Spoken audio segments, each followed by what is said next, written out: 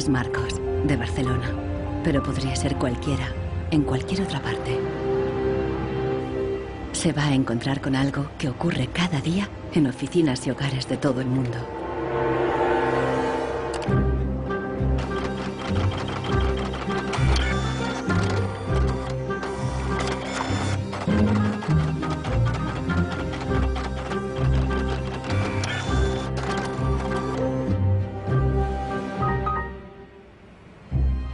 Una pieza de la impresora ha fallado y el fabricante recomienda llevarla al servicio técnico. El meu tècnic fa un diagnòstic previ, pero aquest diagnòstic ja son 15 euros més IVA. Seguramente será difícil encontrar las piezas para poder repararla. Realment, reparar-la no li surt molt a compte. Que reparar-la parlem d'uns 110, 120 euros. Tienes impresoras desde 39 euros. Jo t'aconsellaria que miressis impressores noves. Així que, sens dubte, jo em compraria una nova, No es casualidad que los tres vendedores sugieran comprar una nueva impresora. Si acepta, Marcos será una víctima más de la obsolescencia programada, el motor secreto de nuestra sociedad de consumo. Our role in life seems to be just to consume things with credit, to borrow money to buy things we don't need. Nous vivons dans une société dominée par une économie de croissance dont la logique est non pas croître pour satisfaire les besoins, mais croître pour croître. So if the consumer does not purchase, the economy is not going to grow. Planned obsolescence, the desire on the part of a consumer to own something a little newer, a little sooner than is necessary. En este documental revelaremos cómo la obsolescencia programada ha definido nuestras vidas desde los años 20, cuando los fabricantes empezaron a acortar la vida de los productos para aumentar las ventas. Also hat man sich gedacht, dann beschränken wir einfach die Lebensdauer auf 1000 Stunden. Descubriremos que diseñadores e ingenieros se vieron forzados a adoptar nuevos valores y objetivos. Was back to the drawing board and come out with something that was more fragile. Take time, those things. Take time them. So when you finally paid for them, they're used up. Conoceremos una nueva generación de consumidores que está llevando la contraria a los fabricantes. ¿Es viable una economía sin obsolescencia programada y sin su impacto sobre el medio ambiente? Posterity will never forgive us. Posterity will suddenly find out about the throwaway lifestyles of people in the advanced countries.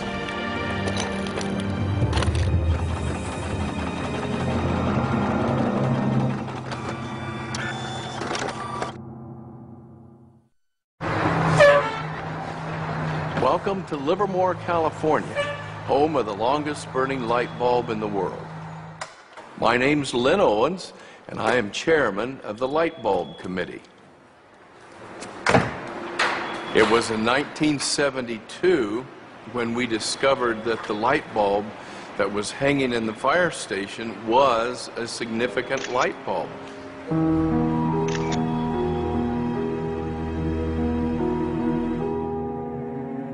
La bombilla de Livermore ha estado funcionando sin interrupción desde 1901. De momento, ya se han agotado 2 webcams y la bombilla va por la tercera.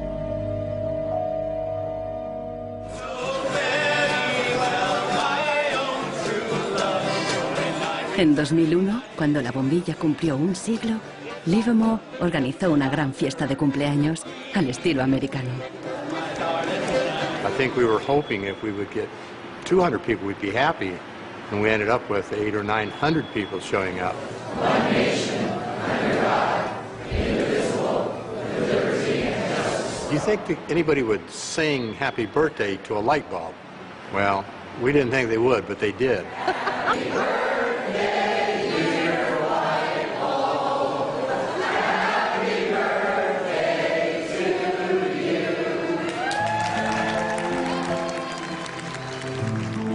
The origin of the bulb was, it was produced in a town called Shelby, Ohio, back around 1895, and put together by some very interesting ladies that I have some pictures of, and some gentlemen that invested in the company. The filament was invented by Adolphe Chaillet. He invented his filament to last.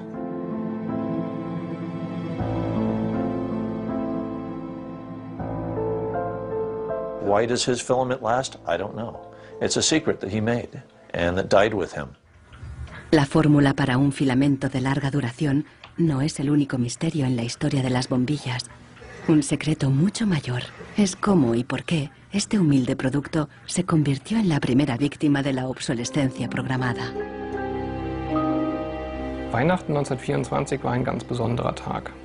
In einem Hinterzimmer in Genf trafen sich einige Herren in Nadelstreifenanzügen, um einem geheimen Plan nachzugehen.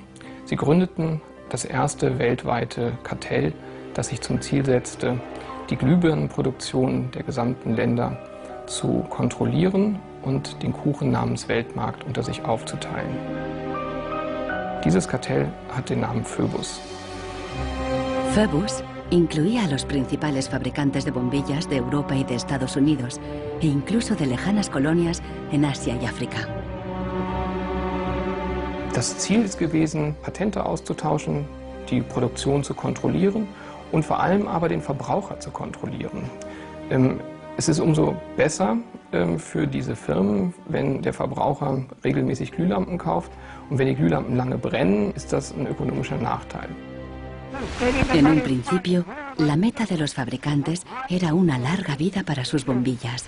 On October 21st, 1871, numerous experiments resulted in the production of a small unique lamp of comparatively enormous resistance.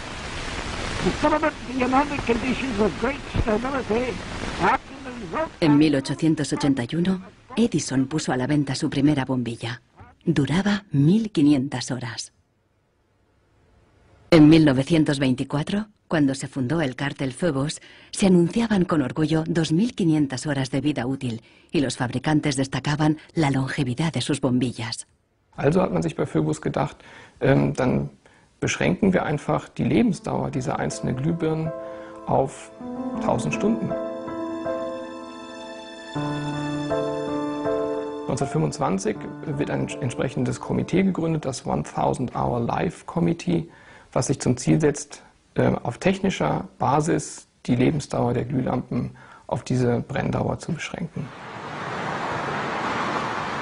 Más de 80 años después, Helmut Höge, un historiador de Berlín, encuentra pruebas de las actividades del comité ocultas entre los documentos internos de los miembros del cártel. Empresas como Philips en Holanda, Osram en Alemania y Lámparas Z en España. Hier haben wir ein Kartelldokument, da steht: The average life of lamps for general lighting service must not be guaranteed, published or offered for another value than 1000 hours.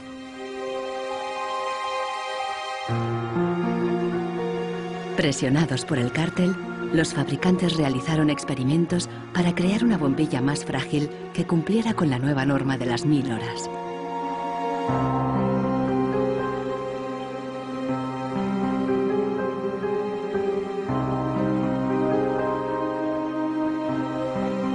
La fabricación estaba rigurosamente controlada para asegurarse de que se cumplía la norma.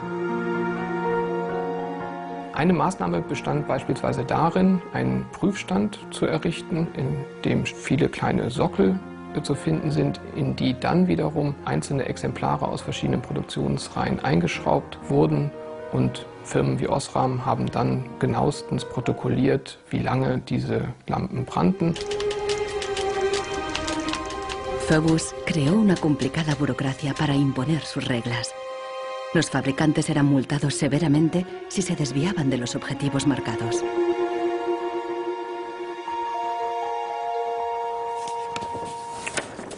Hier haben wir eine Straftabelle aus dem Jahr 1929, die genau zeigt, wie viel Schweizer Franken Strafe für 1000 verkaufte Glühbirnen die Mitglieder des Kartells zahlen müssen, wenn die Lampen länger halten als zum Beispiel 1500 Stunden.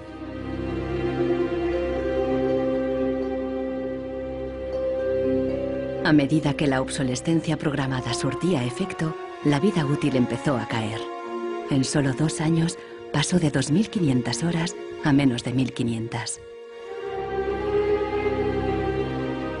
En los años 40, el cártel ya había conseguido su objetivo. Una bombilla estándar duraba 1000 horas. I can see how this was very tempting in 1932. I think at the time sustainability was actually substantially less of an issue because I don't think they looked at the planet as being one with finite amount of resources. They looked at it as from an abundance perspective. Ironically, the light bulb has always been a symbol for ideas and innovation, and yet it's one of the early and best examples of planned obsolescence. En las décadas siguientes se patentaron docenas de nuevas bombillas, incluso una que duraba 100.000 horas. Pero ninguna llegó a comercializarse. Offiziell hat es ja Phoebus eigentlich nie gegeben, wenn auch diese Spuren der Öffentlichkeit nie ganz verborgen gewesen sind. Die Strategie dahinter ist, sich in bestimmten Zeitabständen immer wieder umzubenennen. Dann heißt es mal internationales Elektrizitätskartell, dann mal wieder irgendein anderer Name. Entscheidend ist, dass diese Idee als Institution natürlich weiter besteht.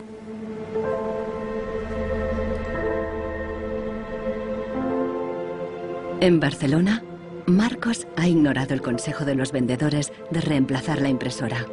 Está decidido a repararla y ha encontrado a alguien en Internet que ha descubierto qué le ocurre a su impresora.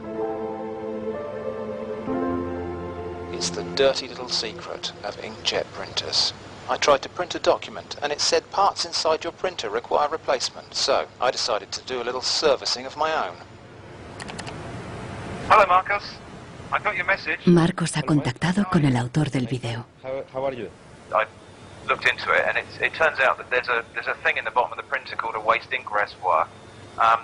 And the way inkjet printers work is they constantly have to clean the print heads, and they do that by squirting ink through them down a hole in the bottom of the printer into this great big sponge. There's just a preset time when it's squirted a certain number of drops down there that then the printer decides it's full of ink and won't function anymore. Mm-hmm. The justification is they don't want to put ink all over your desk. But I think the problem goes deeper than that. It's the way the technology works. It's just designed to fail.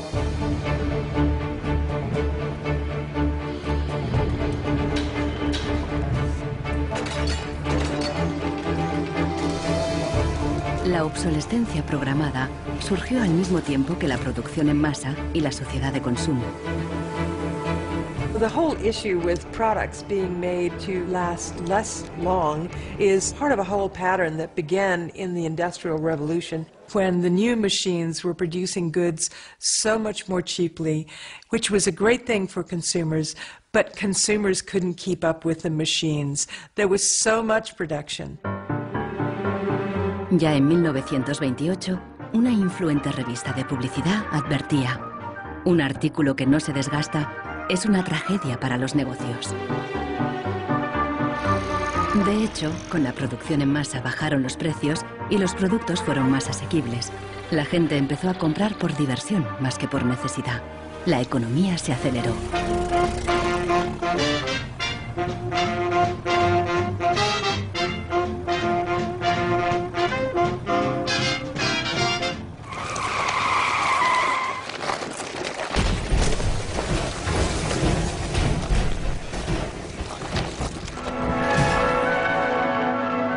En 1929, la crisis de Wall Street frenó en seco la incipiente sociedad de consumo y llevó a los Estados Unidos a una profunda recesión económica. Unemployment reached staggering proportions. By 1933, 1/4 of our labor force was unemployed. Las colas ya no eran para comprar, sino para pedir trabajo y comida. Desde Nueva York llegó una propuesta radical para reactivar la economía. Bernard London, un prominente inversor inmobiliario, sugirió salir de la depresión haciendo obligatoria la obsolescencia programada. Era la primera vez que el concepto aparecía por escrito. London planteaba que todos los productos tuvieran una vida limitada, con una fecha de caducidad, después de la cual se considerarían legalmente muertos. Los consumidores los devolverían a una agencia del gobierno para su destrucción. He was trying to achieve a balance between capital and labor where there would always be a market for new goods. So there would always be a need for labor and there would always be a reward for capital. Bernard London creía que con la obsolescencia programada obligatoria, las fábricas seguirían produciendo, la gente continuaría consumiendo y habría trabajo para todos.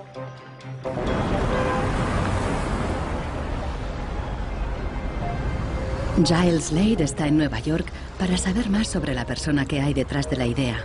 Se pregunta si con la obsolescencia, Bernard London pretendía maximizar los beneficios o bien ayudar a los parados. Dorothea Weitzner conoció a Bernard London en los años 30 durante una excursión familiar. Don't tell me which one he is. And let's see. Ah, isn't that interesting? Yes. Definitely intellectual looking. And you met Bernard London in 1933. When I was about 16, 17, my dad and mother had this big Cadillac car, which was the size of a Zeppelin. Mother was driving like a chauffeur. Dad was in the front, and Mr. and Mrs. London were in the back of the big limousine. Dad said that Mr. London should explain his philosophy to me. He's a very interesting man. And he just told me in a few words that that was his idea to reduce the Depression. We were in an economic mess, worse than today even. He was obsessed with this idea. Like an artist is utterly obsessed with his paintings, you know. He actually whispered to me in the car, afraid that his theory might be too radical. De hecho, la idea de Bernard London pasó inadvertida y la obsolescencia obligatoria nunca se puso en práctica.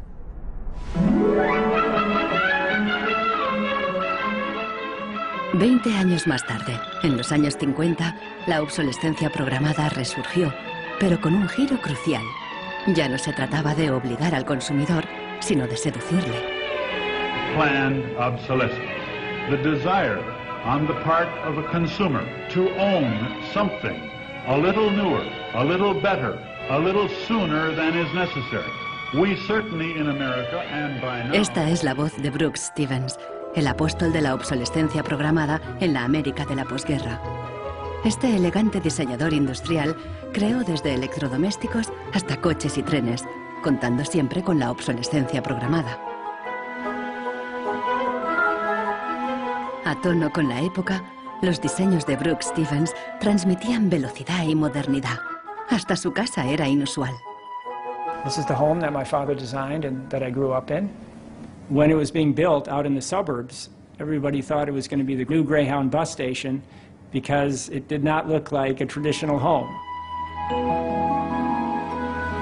One of the most important things that my father felt always in designing a product is that it made a statement. He detested products that were bland and really did not, create any desire within the consumer to inspire the purchase. Unlike the European approach of the past where they tried to make the very best product and make it last forever, meaning you bought such a fine suit of clothes that you were married in it and then buried in it and never a chance to renew it, the approach in America is one of making the American consumer unhappy with the product that he has enjoyed the use of for a period, have him pass it on to the second-hand market, and obtain the newest product with the newest possible look. Brooks Stevens viajó por todos los Estados Unidos, promoviendo la obsolescencia programada en charlas y discursos. Sus ideas cuajaron y tuvieron un amplio eco.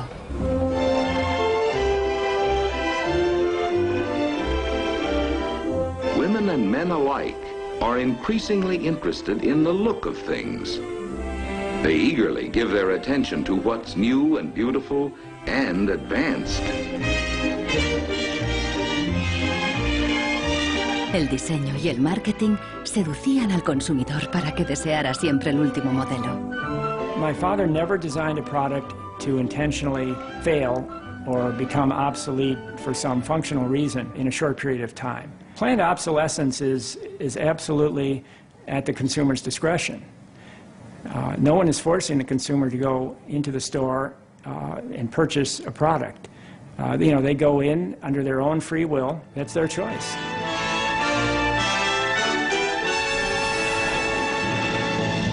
Libertad y felicidad a través del consumo ilimitado. El estilo de vida americano de los años 50 sentó las bases de la sociedad de consumo actual.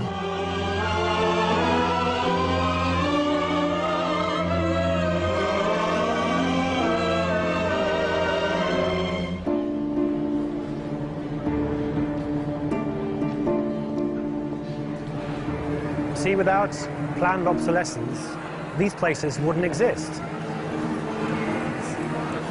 There wouldn't be any products, there wouldn't be any industry, there wouldn't be any designers, architects, there wouldn't be any salespeople, cleaners, there wouldn't be any security guards. All the jobs would go. So how often do you change your mobiles? 18 months. Once a year? Once a year. Once a year. Hoy en día, la obsolescencia programada se enseña en las escuelas de diseño y de ingeniería. Boris Knuth da clases sobre el ciclo de vida del producto, el eufemismo moderno de la obsolescencia programada. I went shopping for you. Got a couple of things. A pan, salt, shirt, another shirt. Se enseña a los estudiantes a diseñar para un mundo empresarial dominado por un único objetivo: compras frecuentes y repetidas. What I do, I pass these round, and you tell me what you think, how long it takes for them to fail, what the service life will be. Okay. Designers have to understand what company they work for. The company decides on a business model. How often do we want to renew our products, our offers? So this brief is given to designers, and designers have to understand and design the product in a certain way so it fits exactly the business strategy of the client they work for. La obsolescencia programada está en la raíz del considerable crecimiento económico que el mundo occidental ha vivido a partir de los años 50. Desde entonces, el crecimiento ha sido el santo grial de nuestra economía. Nous vivons dans une société de croissance dont la logique est non pas croître pour satisfaire les besoins, mais croître pour croître, croître à l'infini, faire croître sans limite la production et pour justifier cette croissance de la production, faire croître sans limite la consommation. Serge Latouche, un destacado crítico de la sociedad del crecimiento, escribe a menudo sobre sus mecanismos. Au fond, il y a trois instruments fondamentaux qui sont la publicité, l'obsolescence programmée et le crédit.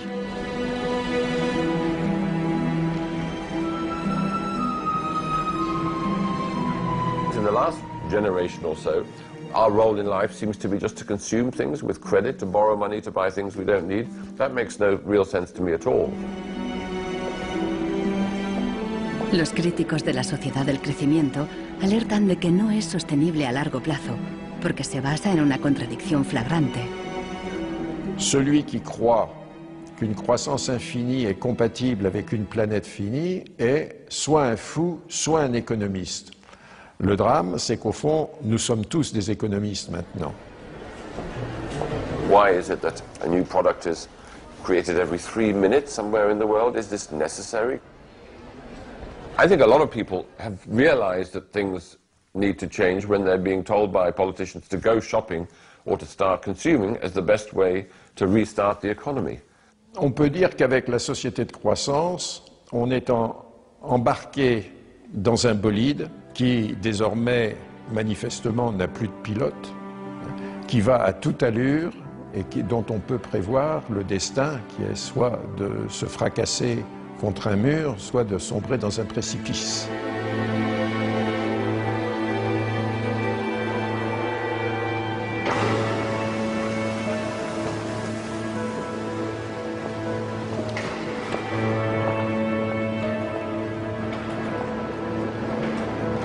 Consultando manuales de instrucciones, Marcos se da cuenta de que los ingenieros determinan la vida útil de muchas impresoras al diseñarlas.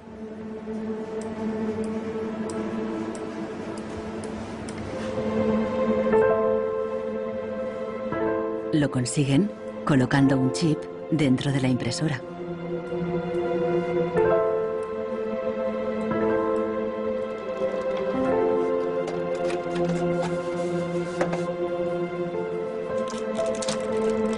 Jo he trobat el xip, que és una EEPROM, que és un xip on es guarda una compta d'impressions.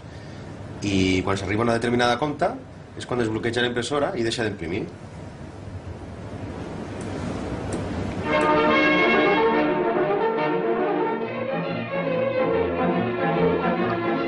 ¿Qué opinan los ingenieros cuando tienen que diseñar un producto para que falle? El dilema se refleja en un clásico del cine británico de 1951, donde un joven químico inventa un hilo que no se desgasta nunca.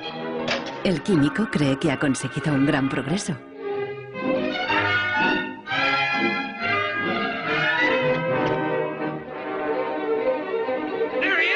Pero no a todo el mundo le gusta el invento. Y al poco le persiguen no tan solo los dueños de la fábrica, sino también los obreros, que temen por sus empleos.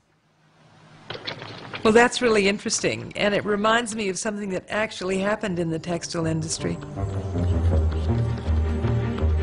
En 1940, el gigante químico DuPont presentó una fibra sintética revolucionaria, el nylon. Para las mujeres, las medias duraderas eran un gran progreso, pero la alegría duró poco. My father worked for DuPont before and after the war in the nylon division, and he told me a story about how when nylon first came out and they were trying it out for use in stockings, the men in his division were asked to take these stockings home for their wives and girlfriends to try out. My father brought them home to my mother, and she was delighted with the first products because they were so sturdy. Los químicos de DuPont tenían motivos para estar orgullosos. Incluso los hombres admiraban la resistencia de las medias de nylon. The problem was they lasted too long. The women were very happy with the fact that they didn't get runners in them. Unfortunately, this meant that the companies producing the stockings were not going to sell very many. DuPont dio nuevas instrucciones al padre de Nichols Fox y sus colegas. For the men in his division, it was back to the drawing board to try to make the fibers weaker and come out with something that was more fragile and would run so that the stockings wouldn't last as long. Los mismos químicos que habían aplicado todo su saber para crear un nylon duradero siguieron la corriente de la época y lo hicieron más frágil. Ese hilo eterno desapareció de las fábricas. Igual que en el cine. We need control of this discovery. Complete control. If you want twice the amount in that contract, we will pay it. $250,000. To suppress it. Yes. ¿Qué opinaban los químicos de DuPont de reducir la vida de un producto deliberadamente? Must have been frustrating for the engineers to have to use their skills to make an inferior product after they'd tried so hard to make a good product. But in a way, I suppose that's the outsider's view. Probably they just had a job to do. Make it strong, make it weak. That was their job. Engineers were in a really complicated ethical time. This confrontation with planned obsolescence provoked them to examine their most basic ethical concepts. There was an old school of engineers who believed that they should make a permanent, usable product that would never break. And there was a new school of engineers that were driven by the market who were clearly interested in making the most disposable product that they could. And this debate resolved itself by these new school of engineers taking over. La obsolescencia programada no solo afectó a ingenieros. La frustración de los consumidores se hizo eco en el clásico teatral de Arthur Miller, Muerte de un viajante. Como Willy Lomax, los consumidores solo podían quejarse. Once in my life, I'd like to own something outright before it's broken. I'm always in a race with the junkyard. Just finished paying for the car and it's on its last legs. The refrigerator consumes belts like a crazy maniac. They time those things. They time them, so when you finally paid for them, they're used up. Los consumidores no sabían que al otro lado del telón de acero, en los países del bloque del Este, había una economía entera sin obsolescencia programada.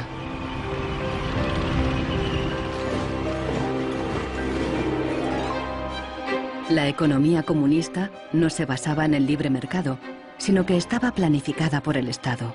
Era poco eficiente y sufría una falta de recursos crónica. En ese sistema, la obsolescencia programada no tenía ningún sentido. En la antigua Alemania del Este, la economía comunista más eficiente, las normas estipulaban que las neveras y las lavadoras debían funcionar durante 25 años. Hier dieser DDR-Kühlschrank, den habe ich 1985 gekauft. Der ist also mindestens 24 Jahre alt. Und die Glühbirne ist ebenso alt, habe ich noch nie ausgewechselt. Die ist also auch schon fast 25 Jahre alt. En 1981, una fábrica de Berlín Este empezó a producir una bombilla de larga duración. La presentaron en una feria internacional en busca de compradores occidentales. Als die ostdeutschen Glühlampenhersteller 1981 diese Langlebensdauerglühlampen auf der Hannoveraner Messe präsentierten, meinten ihre Westkollegen, ihr wollt euch wohl alle arbeitslos machen. Woraufhin die NAVA-Leute, Ingenieure, antworteten, nein, im Gegenteil, indem wir Ressourcen schonen und den Wolfram nicht verpulvern, behalten wir gerade unsere Arbeitsplätze. Los occidentales rechazaron la bombilla. En 1989 cayó el muro de Berlín. La fábrica cerró y la bombilla de larga duración dejó de producirse. Ahora solo se puede ver en exposiciones y museos.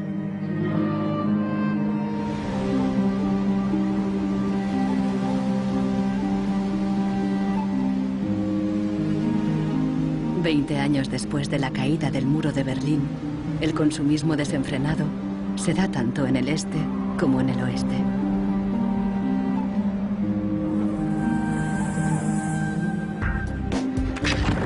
Con una diferencia. En la era de Internet, los consumidores están dispuestos a luchar contra la obsolescencia programada. The first movie we made that really broke through was a movie about the iPod. And I was completely broke, and I'd gotten this iPod, it was like $500, $400, and about 8 months later, 12 months later maybe, the battery died in it. And I called Apple to ask them to replace the battery. And their policy at the time was to tell their customers to buy a new iPod. You might as well go get a new one. Apple doesn't offer? No. Apple doesn't offer a new battery for the iPod? No. It wasn't that the battery died that was annoying, because in my Nokia cell phone, the battery dies, you buy a new battery. Even in my Apple laptop, when the battery would die, you replace the battery. But in the iPod, this expensive piece of hardware, when the battery died, you had to replace the entire unit. So it was my brother's idea to make a movie about just that. We went around with a stencil spray painting on every iPod advertisement we saw in town. iPod's unreplaceable battery lasts only 18 months. We put the video on our own little site, iPodsDirtySecret.com. In the first month, 6 weeks, it was at 5-6 million views, and the site went absolutely bananas. Una abogada de San Francisco, Elizabeth Pritzker, oyó hablar del vídeo y decidió demandar a Apple por el tema de la batería del iPod. Medio siglo después del caso del cártel, la obsolescencia programada llegaba de nuevo a los tribunales. When we brought this litigation, this was 2 years after the iPod was introduced, Apple had sold about 3 million iPods nationwide in the United States. Buena parte de esos iPods tenían problemas con la batería y sus propietarios estaban dispuestos a ir a los tribunales. Uno de ellos era Andrew Westley. We selected from amongst the consumers who had called us individuals who would serve as representatives in a class action. A class action is really a device that's fairly unique to the United States, where a small group of people stands in the shoes of a large group to bring one claim before a court. My role in that case was as class representative on behalf of thousands, maybe tens of thousands of people. The case came to be known as Wesley versus Apple.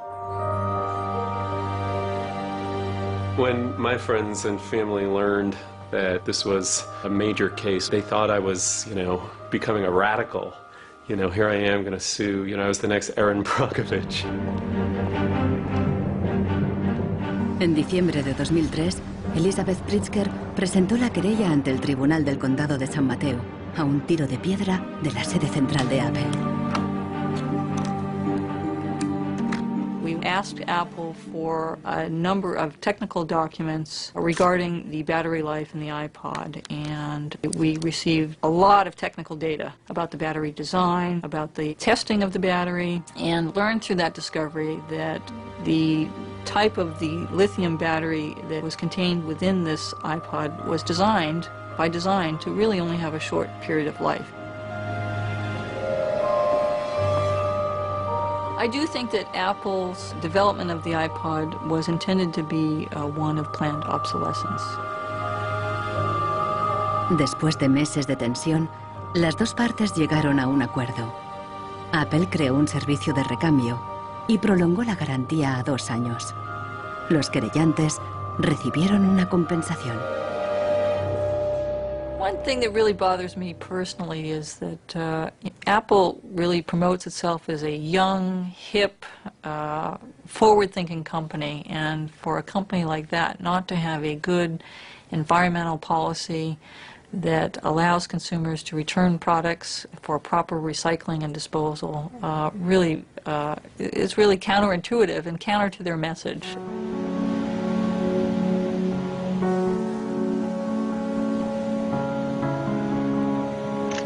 La obsolescencia programada provoca un flujo constante de residuos que acaban en países del tercer mundo como Ghana, en África. It's been between 8 and 9 years now when I noticed that loads and loads of containers were coming to this country with electronic waste. We're talking about end-of-life computers, end-of-life television sets, which nobody wants in the developed countries. Un tratado internacional prohíbe enviar residuos electrónicos al tercer mundo. Pero los mercaderes usan un simple truco: declararlos productos de segunda mano.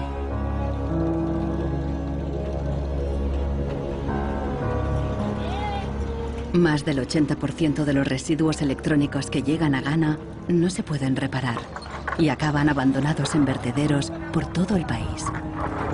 We are at the dump site here in Agbogboshi. In the past, we had this beautiful river called Odor River, that meandered its way through this area. It was teeming in the past. It had so much fish. So we actually attended a school not very far away from here. So we would come play football and hang around the river. The fishermen would organize boat rides, I remember very well. But now it's all finished, it's all gone. And that makes me really, really sad. And it makes me angry.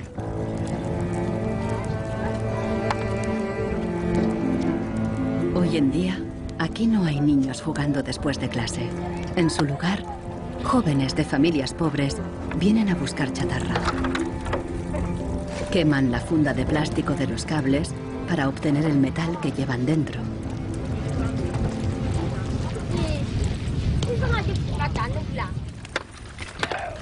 Los niños más pequeños rebuscan en los restos para encontrar cualquier pequeño trozo de metal que los mayores hayan olvidado.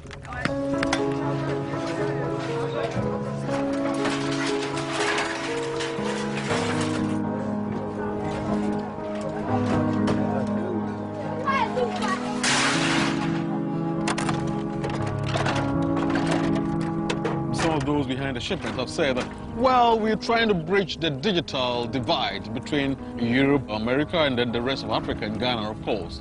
But the reality is that these computers that are sent here simply do not work. There's no point in receiving electronic waste when you cannot deal with it, more so when you did not produce it and your country is being used as the world's trash bin.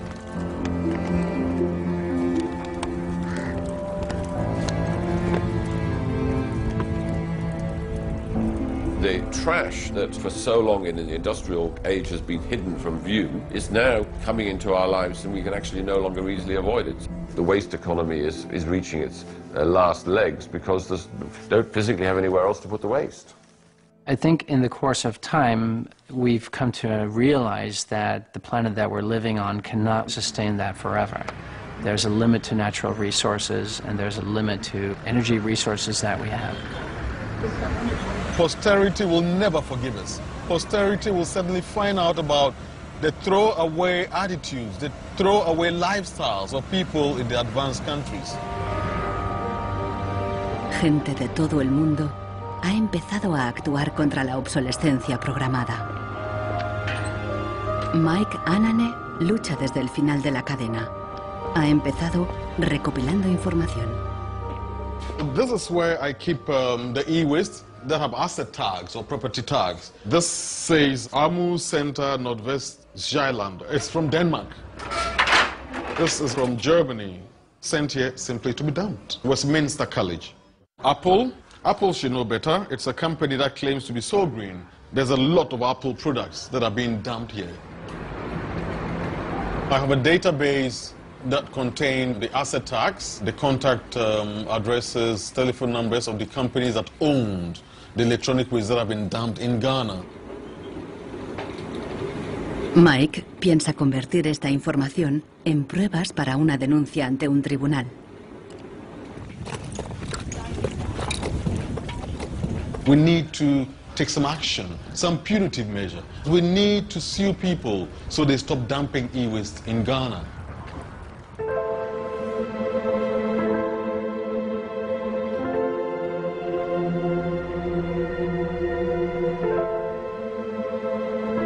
Marcos está en internet de nuevo buscando cómo alargar la vida de su impresora. Una web de Rusia parece ofrecer un software gratuito para impresoras con un chip contador. El programador se ha tomado la molestia de explicar su motivación personal. This happens due to bad construction. This is their business model. Not a good one for user and environment. So I looked and found a way to make user-friendly software to allow active users reset an input counter. Marcos no sabe qué puede pasar, pero decide bajarse el software de todos modos. Desde un pequeño pueblo en Francia, John Zacara lucha contra la obsolescencia programada, ayudando a gente de todo el mundo a compartir ideas de negocio y de diseño. In all poorer countries, things are repaired automatically. The notion you throw a product away just because it breaks for some reason is completely unknowable and unthinkable, actually, to somebody in the south. In India, there's an actual word, jugaad, to describe this tradition of being able to fix things pretty much regardless of the complexity of it. We try to find people who are actively doing projects in the world rather than just talking about things or making abstract statements about how awful things are or what has to be changed. Uno de ellos es Warner Phillips, descendiente de la dinastía de los fabricantes de bombillas. I remember my grandfather taking me to one of the Philips factories in Eindhoven to show me how light bulbs were mass manufactured in factories, which is very, very cool.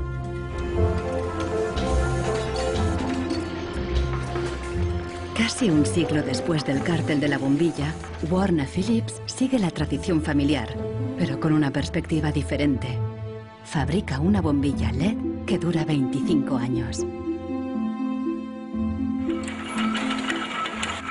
It's not like there's a green world and there is a business world. I think business and sustainability go hand in hand. It's actually the best basis to build a business on. And the only really real way to do that, I believe, is to factor in the true cost of the resources that have been used, but you also look at the energy consumption, you also look at the indirect energy consumption of transportation. Si on faisait vraiment payer aux transporteurs le coût réel du transport, sans parler du fait que le pétrole est une ressource non renouvelable et pour lequel on n'a pas vraiment de substitut, je dirais que le prix du transport devrait être multiplié par 20 ou 30. If you factor all of that into every product that you manufacture, then there will be huge incentives for manufacturers and entrepreneurs all over the planet to make products that last forever. También se puede luchar contra la obsolescencia programada replanteando la ingeniería y la producción de los productos. Un concepto nuevo, de la cuna a la cuna. Afirma que si las fábricas funcionaran como la naturaleza, la propia obsolescencia quedaría obsoleta. Wenn man über Umweltschutz redet, meint man bei uns immer sparen, verzichten, vermeiden, reduzieren, Nullabfall, weniger schädlich. Wenn man sich die Natur aber im Frühling anschaut, ein Kirschbaum, kein Sparen, kein Verzichten, kein Vermeiden.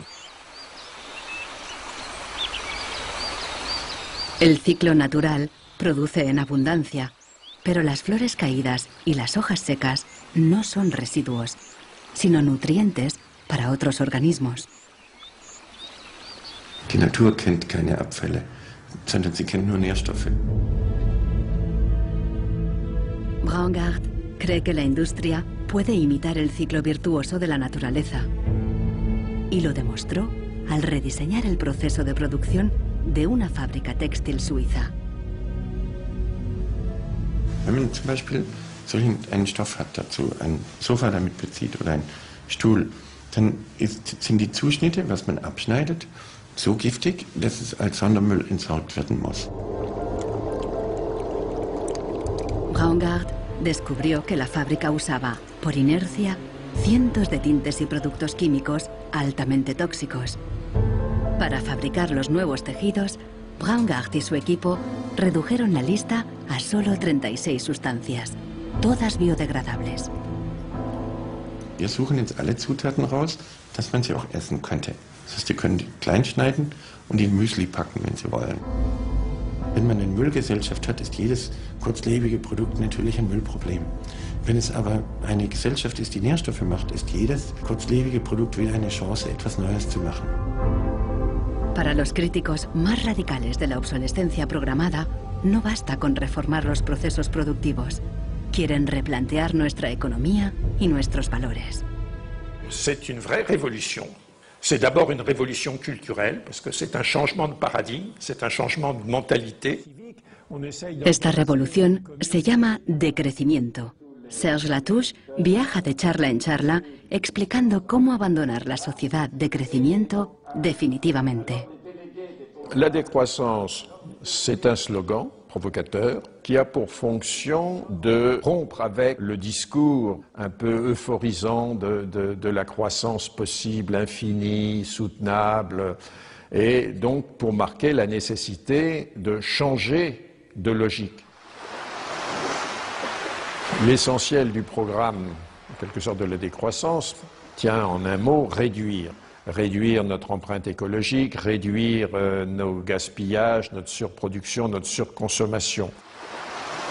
Réduisant la consommation, en réduisant la production, mais en libérant du temps libre, on peut développer d'autres formes de richesse qui ont l'avantage d'être, de ne pas s'épuiser quand on les consomme, comme l'amitié, le savoir.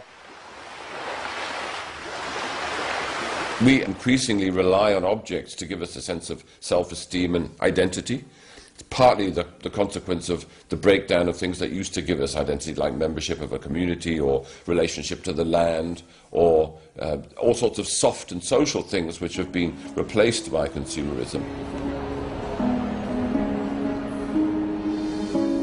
Si le bonheur dépendait du niveau de consommation, on devrait être dans la félicité absolue, parce que nous consommons 26 fois plus que du temps de Marx. Mais toutes les enquêtes montrent que les gens ne sont pas 20 fois plus heureux, parce que le bonheur est toujours quelque chose de subjectif, évidemment. Los críticos del decrecimiento temen que destruirá la economía y nos llevará de vuelta a la edad de piedra. Revenir à une société soutenable, c'est-à-dire une société dont l'empreinte écologique ne dépasse pas une planète, eh bien, ça n'est pas revenir à l'âge de pierre, c'est revenir, toutes choses égales d'ailleurs, pour un pays comme la France, aux années 60. Ça n'est pas vraiment l'âge de pierre. On peut dire que la société de décroissance réalise la vision de Gandhi qui disait le monde est assez grand pour satisfaire les besoins de tous, mais il sera toujours trop petit pour satisfaire l'avidité de quelques-uns.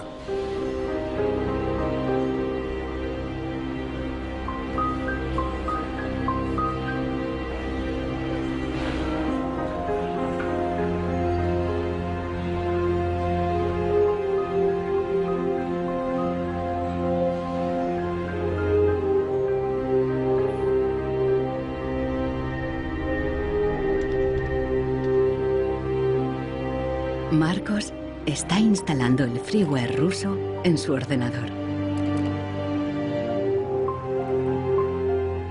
Con el nuevo programa, puede poner a cero el chip contador de la impresora. La impresora se desbloquea inmediatamente.